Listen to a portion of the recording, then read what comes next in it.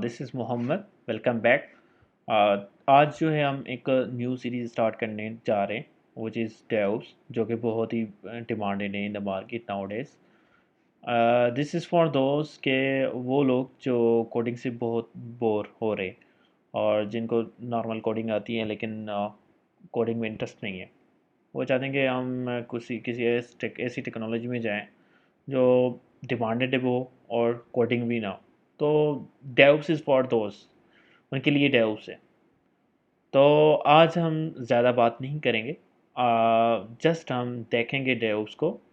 डेव्स से पहले कौन कौन सी मेथोलॉजीज आई थी, कौन कौन से चैलेंजेस थे इंडस्ट्री में, और फिर मेथोलॉजीज आई। मेथोलॉजीज में किस तरह इंडस्ट्री में इम्प्रूवमेंट लेके आए।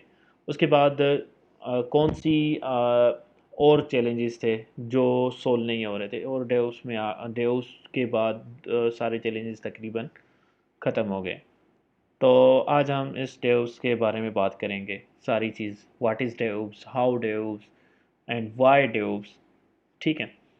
तो पहले चलते हैं डिफरेंट मेथोलॉजीज़ को देखते हैं। बिफोर डेव्स, डेव्स से पहले इंडस्ट्री में कोई भी मेथोलॉजीज नहीं थी। तो सबसे पहले एक वाटरफॉल मेथोलॉजीज थी, तो हम यूनिवर्सिटी से आके पढ़ते हैं।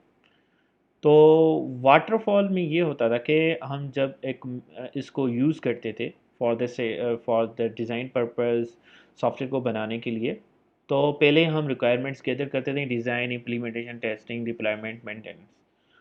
ये है एक fall waterfall from the up and down. ठीक है। तो ये एक लीनियरली काम कर रहा था। जब हम एक एप्लीकेशन को डिप्लॉयमेंट फेज तक पहुंच जाते थे, रिक्वायरमेंट्स गैदर हो गई सारी चीज़ें, तो इनके बीच में हमारी कोई भी कम्युनिकेशन नहीं होती थी फिर क्लाइंट्स के थ्रू। तो जब हम एक एप्लीकेशन को बना लेते थे, जब डिलीवरी टाइम पे हम क्लाइंट्स को दिखा देते, वो क्लाइंट्स ने कोई अगर रिक्वेस्ट कर दी कि ये फीचर नहीं होना चाहिए सॉफ्टवेयर में, इस तरह का कोई फीचर यूज़ करो, लेकिन उस टाइम हम कुछ इस सॉफ्टवेयर को यूज़ नहीं कर सकते थे, लेकिन इसको मेंटेन तो कर सकते थे। तो हुआ क्या कि इंडस्ट्री को बहुत बड़ा नुकसान हो रहा था। इंडस्ट्री को बहुत बड़ा नुकसान हो रहा था। तो इसमें जो है ना, पहले जैसे रिक्वायरमेंट्स गैदर हो गई सो होगी, उसके बाद डेवलपर ने, डिज़ाइनर ने काम किया, और डेवलपर ने कोड लिखा, डिप्लॉयमेंट तक किसी भी हालत में क्लाइंट के साथ कम्युनिकेशन नहीं होती थी। ठीक है। तो इसका बहुत बड़ा ड्रॉबैक ये था कि जब हम डिप्लॉयमेंट करने के बाद अगर कोई भी हमारे पास न्यू फीचर के लिए रिक्वेस्ट क्लाइंट करता था, तो हम उसको फीचर को ऐड नहीं कर सकते थे सॉफ्टवेयर को फर्दर। हम जो है फीचर्स में ऐड नहीं कर सकते थे सॉफ्टवेयर को, हम खुद खुद को री इंजीनियर नहीं कर रहे थे। ठीक है। तो इस प्रॉब्लम को सोल्व करने के लिए एक और मेथोलॉजी आई जिसको हम कहते हैं एजाइल। इसको हम इस लूप लूप कहते हैं। ठीक है। Agile is also part of scrum. Scrum का ये होता है, स्प्रिंट में हम इस एक प्रोजेक्ट जो सॉफ्टवेयर होता है, हम उसको डिवाइड करते हैं एक छोटे छोटे पार्ट्स में।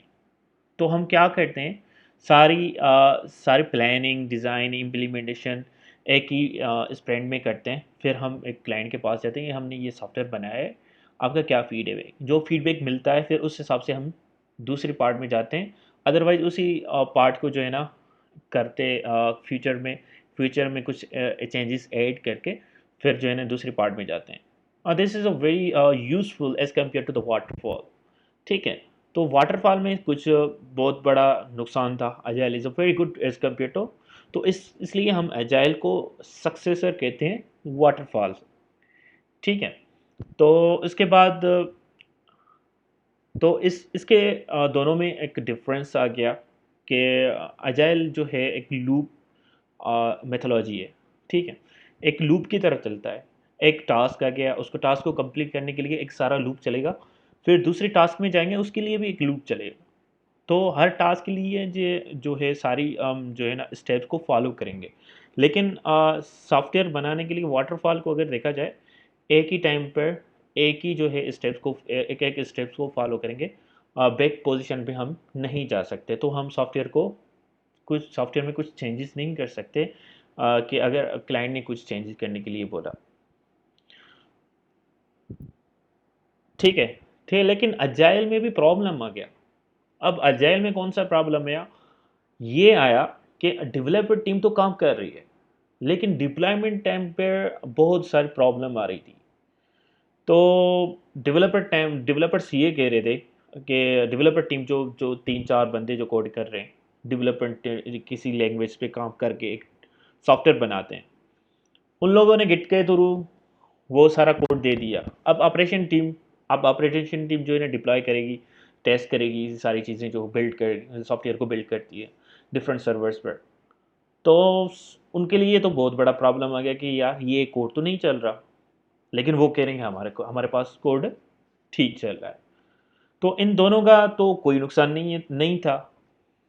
तो नुकसान किसका था? इंडस्ट्री था। इंडस्ट्री का था, जो सॉफ्टवेयर बनाती थी।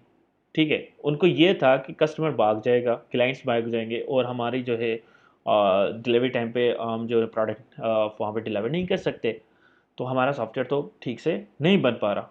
तो ये तो आपस में दोनों लड़ रहे थे। इनका जो है ना आपस में एक कोलेब नहीं था, तो वॉल ऑफ कन्फ्यूजन था। ये लोग अलग से काम कर रहे थे, और ऑपरेशन टीम जो है ना अलग से काम कर रही थी। इन इस लिमिटेशन को ख़त्म करने के लिए डेव्स आ गया। आपके पास सॉल्यूशन है डेव्स। अब डेव्स क्या है? अब डेव्स को समझने के लिए मेरे पास एक सिनेरियो है, बहुत अच्छा सा सिनेरियो है, इसको समझिएगा अच्छी तरीके से। मैं आपको समझाऊंगा, सारी चीज़ें आपको समझ आएगी कि डेव्स का क्या प्रोफाइल, जॉब प्रोफाइल क्या है, डेव्स जो है किस जॉब प्रोफाइल को कहते हैं, और इंडस्ट्री में इसका रोल क्या है। ठीक है, डेवलपमेंट टीम तो ठीक है, हम डेव्स वाले कोड नहीं करते, लेकिन कोड नहीं करते तो फिर इनका क्या काम है इंडस्ट्री में? ये सारी चीज़ें जो है ना हम इस सिनेरियो में डिस्कस करेंगे। मान लो कि एक कंपनी है, ठीक है, सॉफ्टवेयर बनाती है। अब सॉफ्टवेयर बनाती है कि पहले ये होता था कि मैन्युअली सॉफ्टवेयर बनते थे। तो अगर छोटी कंपनी है तो 2-3 सॉफ्टवेयर जो डेवलपर्स हायर कर लेती थी, वो कोड लिखते थे। और कोड को जो अगर मैन्युअली भी काम कर रही है, तो वो क्या करती थी, पेन ड्राइव के थ्रू कोड को दे देती थी कंपनी को। फिर एक और बंदा कंपनी हायर कर लेती थी कि इस कोड को मर्ज करो ठीक से, और बना के फिर जो ना एक न्यू वर्जन हमें निकाल के दो। तो बहुत टाइम लगता था। अगर नंबर ऑफ सॉफ्टवेयर्स हम एक ही टाइम पर वो बनाती थी कि तो वो उनको एक पेन ड्राइव यूज़ करना, ये सारी उसको कोड को देना, फिर उसको मर्ज करना, एक और बंदा उसको देखेगा, तो फिर कोडिंग में ही बहुत टाइम लग जाता था। तो कंपनी ने क्या किया, ऑटोमेशन इस्तेमाल कर दिया, गिट इंस्टॉल कर दिया। मशीन में गिट इंस्टॉल कर दिया, आसान हो गया। जैसे कि डेवलपर कोड लिख दिया, उसको मर्ज कर दिया, एक गिटहब रिपोजिटरी बना के दी कि यहाँ पे बोला कि यहाँ पे आप जो है ब्रांच बना के मर्ज कर दो, आसान हो गया। उसके बाद अब कोड बन के आ गया, तो कंपनी ने सोचा कि इसको क्या करना है, टेस्ट करना है। उसने बोला कि एक मैनुअल भी हो सकता था, लेकिन उसने ऑटोमेशन के लिए सोनार की क्यूब एक टूल यूज़ कर दिया। ऑटोमेटिकली उसको सिंटैक्स चेक करने के लिए कहीं उसमें कोई बग तो नहीं है, एरर तो नहीं है, कोड में कोई सिमुलेशन तो नहीं है, सारी चीज़ चेक करने के लिए सोनार क्यूब भी उसने यूज़ कर दिया। जब कोड टेस्ट हो गया, तो उसने कहा कि बिल्ड करना। अब बिल्ड के लिए भी मैन्युअली या तो आप ऑटोमेशन इस्तेमाल करें। तो कंपनी ने सोचा कि ऑटोमेशन कोई भी टूल इस्तेमाल करे, उसके लिए उसने कोई भी टूल उठाया, तो हमने यहाँ पे एक माविन टूल इस्तेमाल किया। माविन ने बिल्ड कर दिया। अब बिल्ड करने के बाद कंपनी क्या करेगी, सॉफ्टवेयर को सेल आउट करेगी, लेकिन सेल आउट करने से पहले सॉफ्टवेयर को क्वालिटी को टेस्ट करेगी कि सॉफ्टवेयर के फ्यूचर काम कर रहे हैं कि नहीं कर रहे।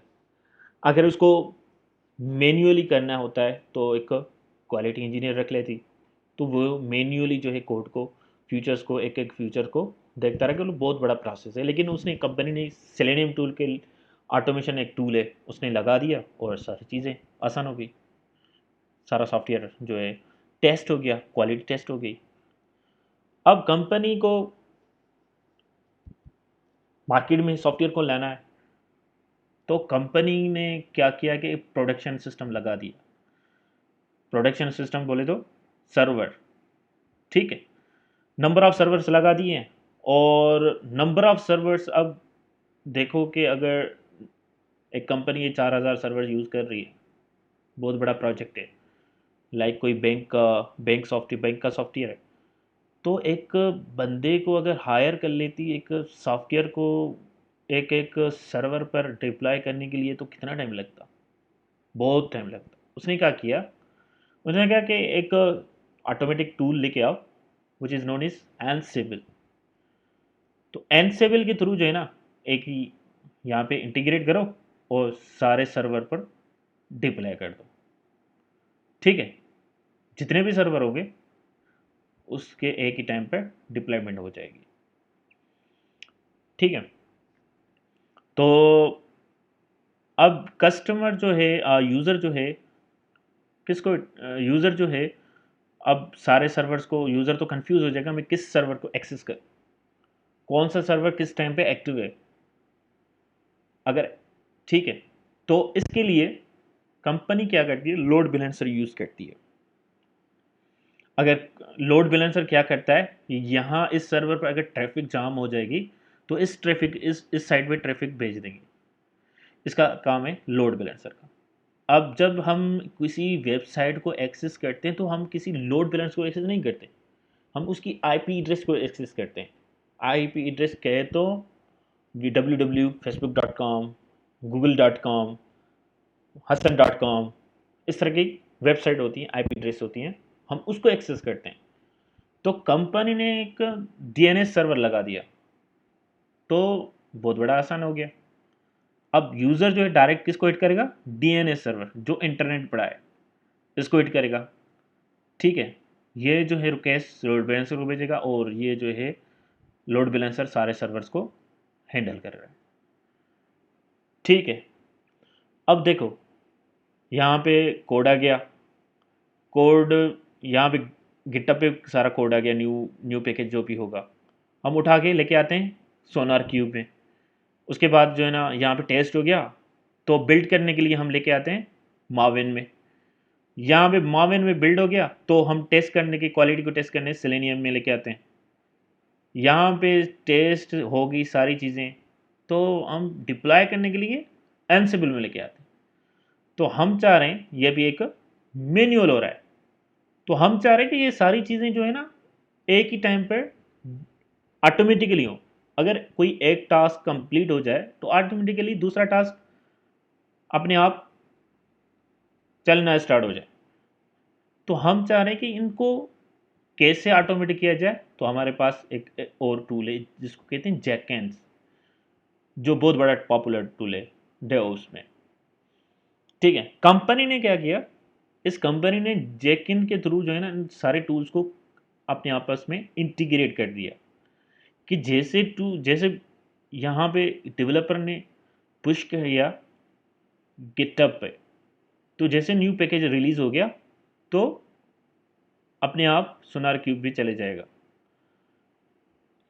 ठीक है, तो यहाँ से अब जब टेस्ट खत्म होगा तो यहाँ पे मावेन पे चले जाएगा बिल्ड होने के लिए। उसके बाद टेस्टिंग और एनसिबल के पास लास्ट में आ जाएगा डिप्लॉय करने के लिए।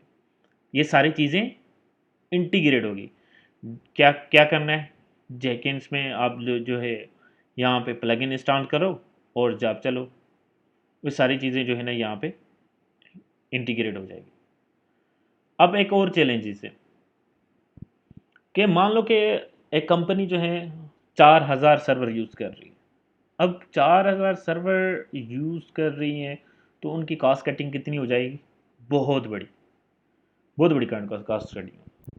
अब इस कॉस्ट कटिंग को कैसे ख़त्म किया जाए, कंपनी ने सोचा कि कॉस्ट कटिंग तो बहुत है, इनके लिए कोई और सॉल्यूशन तो होगा। तो उनके लिए कंपनी ने क्या किया, कंटेनर वर्चुअलाइजेशन लेके, कंटेनर वर्चुअलाइजेशन बोला कि यहाँ पे 4000 सर्वर्स जो आ रहे हैं, 4000 सर्वर के बजाय आप 2 3 4 500 से काम चल जाएगा।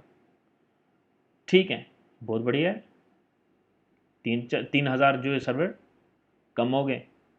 ये तो कंटेनर को चलाने के लिए, जिसको कहते हैं डॉकर, उसको चलाने के लिए हमें कुबरनीटिस चाहिए, आर्किटेक्चर कुबरनीटिस। ठीक है, ये भी डेव्स डेवलपर डेव्स के इंजीनियर का काम है। तो ये सारी चीज़ें जो है ना ऑटोमेटिक हो रही हैं। ठीक है। अब एक और चैलेंज है, ये सारी चीज़ें जो है ना आपको समझ आनी चाहिए कि कंपनी में क्या हो रहा है।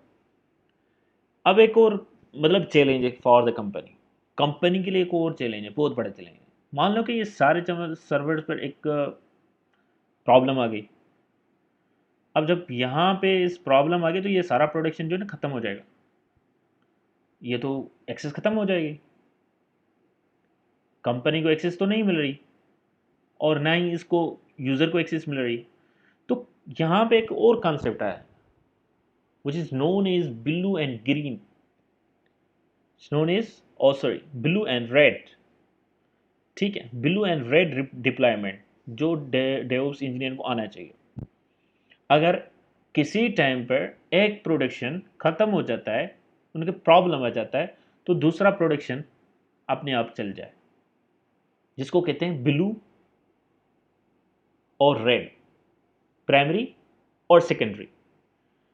तो एनसीबीएल को बोला यहाँ पे डिप्लॉयमेंट मत करो, एक और प्रोडक्शन यहाँ पे डिप्लॉयमेंट करो, ये लाइव चलेगा, ये कस्टमर्स को यूज़र्स को हैंडल करेगा, यहाँ पे डिप्लॉयमेंट। जब यहाँ पे डिप्लॉयमेंट हो गई तो डीएनएस के पास चलेगा, तो हम यहाँ पे स्वीपिंग का कॉन्सेप्ट यूज़ करेंगे। जो जो भी डिप्लॉयमेंट होगी इस सर्वर से इस प्रोडक्शन को अपने आप ऑटोमेटिकली चल जाएगी। ठीक है, सारी चीज़ें आसान हो गई, सारी चीज़ें आसान हो गई। तो इसको कहते हैं, तो अब डेवऑप्स क्या, डेवऑप्स हमने कहाँ देखा, इस इस सारी चीज़ों को देखकर हमने क्या सोचा कि डेवऑप्स कहाँ यूज़ हो रहा है। ठीक है, अब यहाँ पे कोई कोडिंग नहीं हो रही, डेवलपर का काम है गिट तक, गिट तक, उसके बाद जो काम है सारा किसका काम है, डेवऑप्स का काम। अब आप परेशान हो रहे होंगे, इतने सारा बर्डन डेवऑप्स इंजीनियर पर। भाई आप एक नहीं होगे, आपके पास आपके साथ सारी टीम होगी जो सारी चीज़ें जो है ना हैंडल कर रही होगी। लेकिन जो है ना क्या है, एक गिटअप का जो है ना सर्वर जो है ना लगा दो, उसके बाद जो है ना नोटिफिकेशन अपने आप आ जाएगा और सारी चीज़ें जो है ना अपने आप हो रही हैं। अगर कोई प्रॉब्लम आ रहा है तो रिकवर भी ऑटोमेटिकली हो रही है। जस्ट आपको क्या करा, मेंटोर करना है। ठीक है, मेंटोरिंग करनी है, जहाँ पे भी आपका प्रॉब्लम आ रहा है वहाँ पे नोटिफिकेशन आएगा, आपको जस्ट मेंटोरिंग करनी है। तो डेव्स का काम क्या है, कहाँ पे एफर्ट हो रही है, डेव्स का ये होता है कि यहाँ से यहाँ तक डीएनएस तक सारी चीज़ें आपको आनी चाहिए। यहाँ तक आपको जस्ट एक आर्किटेक्चर लगाना होता है। जैसे आर्किटेक्चर वंस लग गया उसके बाद आपको क्या करना है, जस्ट मेंटोरिंग करना है, मॉनिटर करना है, सारी चीज़ें अपने आप हो रही हैं। ठीक है, तो डेवऑप्स इंजीनियर को अगर आपको बनना है तो ये सारी चीज़ें आनी चाहिए। सबसे पहले तो Linux, AWS, Azure, GCP, Docker, Kubernetes, Ansible, GitHub, Jenkins, SonarQube, मार्विन, सेलेनियम, नहीं और भी बहुत टूल हैं। तो ये सारी चीज़ें जो ना आपको आनी चाहिए। तो कंपनी ने क्या किया कि बहुत सारे, पहले क्या होता था कि बहुत सारे डेवलपर्स हायर करते थे इंडिविजुअली हर चीज़ को। लाइक गिटअप के लिए एक और बंदा हायर कर लेती थी कि गिटअप की कोई सारा दिन जो है ना गिटअप ही देखे, टेस्ट करने के लिए सारा जो है ना सोनर क्यू सारा क्यूज जो है ना उसको सेंटेक्स देखता रहे। तो इसलिए अगर छोटी कंपनी है तो उनके लिए बहुत ज़्यादा बंदे हायर करने के लिए बहुत सारे जो है ना कॉस्ट चाहिए। तो ये सारी चीज़ें जो ना बहुत बहुत बड़ी कॉस्ट इफेक्टिव थी। तो कंपनी ने क्या किया कि एक ऐसा बंदा लाओ जिनको सारी चीज़ें आए। तो हम उसको जॉब प्रोफाइल देंगे डेवऑप्स, गिट भी आए, गिटअप भी आए, जेंकिंस भी आए, सोनार क्यूब भी आए, मार्विन, सेलेनियम, एनसिबल और क्लाउड भी आए। ठीक है, क्लाउड पे एक दफ़ा आप सेटअप लगा दो, सारी ऑटो स्केलिंग हो रही है, सारी चीज़ें अपने आप हो रही हैं, नोटिफिकेशन आ रहा है, सर्वर एक डाउन आ रहा था तो दूसरा अप हो जाएगा, अपने आप रिकवर हो जाएगा। ठीक है, तो ये सारी चीज़ें जो है ना ऑटोमेटिकली हो रही है। तो कंपनी ने क्या क्या किया कि जो है इस सारी चीज़ों को जिसको आती हैं उनको हम उसको बंदे को लेके आओ, उसको हम डेव्स इंजीनियर कहेंगे और जॉब देंगे। ठीक है, तो what comes to your mind now when you're thinking about DevOps? It's all about monitoring, automation, deployment, cloud, Docker, management, continuous integration, delivery. This is all about DevOps. There is nothing any kind of the code. आपको coding नहीं करनी, just scaling, auto scaling. Everything is auto scaling. ठीक, configuration. सो आप यहाँ तक डेव्स को समझ चुके होंगे होपफुली। अगर नहीं समझे तो कमेंट में आप मुझे मैसेज कर सकते हैं, कमेंट कर सकते हैं। ठीक है, so what art of it DevOps is the portmanteau word, means word which is form from the combination of two words, the development and operation. So यहाँ पे क्या प्रॉब्लम सोल्व हुआ? आपने एक प्रॉब्लम देखा होगा कि प्रॉब्लम क्या सोल्व हुआ है। प्रॉब्लम ये सोल्व हुआ है कि इन दोनों की कोलैबोरेशन हो रही है। ठीक है, डेव्स ने क्या प्रॉब्लम सॉल्व किया? यहाँ पे क्या प्रॉब्लम आ रही थी? एक डेवलपर टीम थी, वो ठीक से काम नहीं कर रही थी, एक दूसरे पे ब्लेम डाल रही थी। लेकिन जैसे डेव्स आ गया तो एक दूसरे के साथ कोलैबोरेटली काम कर रहे हैं। तो इस डेफिनेशन का क्या मकसद हुआ? इस डेफिनेशन का ये मकसद हुआ कि डेवलपर टीम और operation team sit together, work together, एक दूसरे के साथ बैठ के, एक दूसरे के साथ कोलैब करके सारा प्रोजेक्ट को हैंडल करना। डेट्स नोन इज डेव्स, जिसको हम डेव्स कहते हैं। आसान सी डेफिनेशन आपको समझ में, आप ये समझे कि developer team and operation team sit together which is known is the डेव्स team. Devs is not a technology. Devs is a philosophical approach where the developer team and operation team should sit together and try to get out the smooth software delivery to the end customer. इसका क्या मतलब हुआ कि आप ये जो डेव्स के through जो है ना डिलीवरी जो है ना फास्ट होती है। This is all about the automation, CI/CD, हर चीज़ जो है ना ऑटोमेटिक हो रही है, मैन्युअल नहीं हो रही, ज़्यादा टाइम नहीं लग रहा, फास्टर डिलीवरी, कंटिन्यूस इंटीग्रेशन। तो इसका क्या मतलब हुआ? यहाँ पे कोड बन रहा है, यहाँ पे टेस्ट हो रहा है, बिल्ड हो रहा है, और यहाँ पे क्या हो रहा है? डिप्लॉयमेंट हो रही है। फिर अगेन जा रहा है फीडबैक, फीडबैक होने के बाद फिर अगेन कोड हो रहा है, फिर अगेन बिल्ड हो रहा है, टेस्ट हो रहा है, फिर अगेन डिप्लॉयमेंट हो रही है। तो ये इसको डेव्स को इसकी इसका शेप इसलिए दिया हुआ है, इन्फिनिटी शेप, कि ये चलता रहेगा, ख़त्म नहीं होगा। ठीक है, जब तक फ्यूचर सॉफ्टवेयर के ख़त्म नहीं होते ये चलता रहेगा। इसलिए हम इसको, इसने जो है ना इन्फिनिटी शेप दिया हुआ है। ठीक है, चलते हैं नेक्स्ट। तो नेक्स्ट है हमारे पास डेव्स लाइफ साइकिल, जो हमने इस शुरू से देखा, जो एक आईटी कंपनी का सिनेरियो लिया, development, integration, testing, monitoring, feedback, deployment and operation and again development team, जो इसके थ्रू आपने अगर समझा हो, दिस इज डेव्स लाइफ साइकिल। ठीक है, तो आज का वीडियो हम यहीं ख़त्म करते हैं। तो होपफुली आपको डेव्स अच्छी तरह से, जितना मैंने कोशिश की कंटेंट लेके आया, और कंटेंट इतना नहीं था तो मैं कोशिश करता हूँ कि आपको रिपोजिटरी के थ्रू सारा कंटेंट दे देता हूँ, और सारी चीज़ें जो ना मैं कोशिश करूँगा कि हम प्रैक्टिकल के थ्रू जाएं, इस स्लाइड के बजाय प्रैक्टिकल थ्रू। तो आज का video this is all about डेव्स, डेव्स को समझना, डेव्स क्यों ज़रूरी है इंडस्ट्री में, डेव्स किस जॉब प्रोफाइल को कहा जाता है। तो हमने ये सारी चीज़ें देखी। डेव्स से पहले कौन कौन से चैलेंजेस थे, तो उसके बाद जो हम नेक्स्ट वीडियोस में जो हम देखेंगे कि डेव्स के टाइप्स कौन कौन से हैं, like and promises and Azure, AWS, GCP, इनमें क्या फ़र्क है, इन इन ये ऑन प्रीमिसेस क्या है, और ये एजूर और सारी चीज़ें बाकी जो हैं उनमें से क्या फ़र्क है। तो हम उसको उसके पास जाएंगे, और फिर जो है हम एक एक डोमेन चूज़ करेंगे लाइक एजूर। उसमें जो है ना हम सारा जो है ना एक सिलेबस पढ़ेंगे, एजूर में कौन कौन सी सर्विसेज हैं, वो सारी चीज़ें हम पढ़ेंगे डिटेल में। ठीक है, मिलते हैं नेक्स्ट वीडियो में। Thank you for watching. Kindly subscribe my channel, and thank you so much.